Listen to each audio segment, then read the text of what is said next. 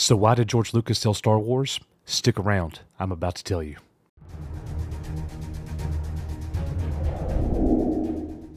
This is a question that fans have asked themselves over and over and over, and you read a lot of comments and you see a lot of things that fans say about George Lucas and why he made the decision to sell Star Wars to Disney. Whether you like Star Wars Disney or not, that is irrelevant.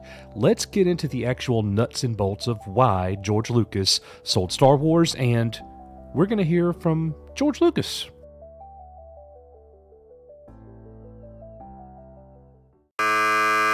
In the Star Wars Archives, episodes 1 through 3, George Lucas was interviewed by Paul Duncan, and he was asked why he passed control of Lucasfilm onto Disney in 2012.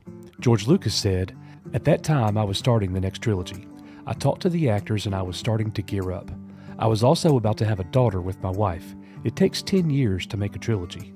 Episodes 1 to 3 took from 1995 to 2005. I'd still be working on episode 9 today. In 2012, I was 69. So the question was, am I going to keep doing this the rest of my life? Do I want to go through this again? Finally, I decided I'd raise my daughter and enjoy life for a while. I could have not sold Lucasfilm and gotten somebody to run the productions, but that isn't retiring. On The Empire Strikes Back and Return of the Jedi, I tried to stay out of the way, but I couldn't. I was there every day. Even though the people were friends of mine and they did great work, it wasn't the same as me doing it. It was like being once removed. I knew that probably wouldn't work again, that I'd be frustrated. I'm one of those micromanager guys, and I can't help it. So I figured I would forego that, enjoy what I had, and I was looking forward to raising my daughter.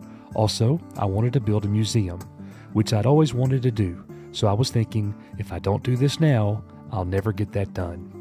I've spent my life creating Star Wars, 40 years, and giving it up was very, very painful, but it was the right thing to do. I thought I was going to have a little bit more to say about the next 3, because I'd already started them, but they decided they wanted to do something else. Things don't always work out the way you want it. Life is like that. Well, first of all, that's very wise words coming from George Lucas. You know, he's dropping his baby to raise his real baby. He's dropping his figurative baby to raise his real-life child. Speaking of family, George Lucas married Melody Hobson in 2013. Melody was the president and co-CEO of Ariel Investments, the chairwoman of Starbucks Corporation, and she's the former chairwoman of DreamWorks Animation. As of 2020, she is listed as number 94 in Forbes' list of the world's most 100 most powerful women. The couple has one child together, daughter Everest Hobson Lucas, who was born via surrogacy in August of 2013.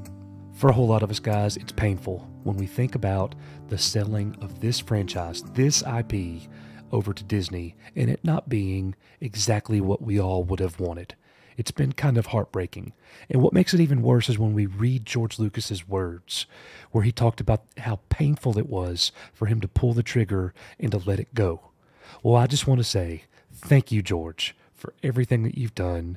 Here's to hoping that Star Wars will become great again one day. Thank you guys so much for watching the video.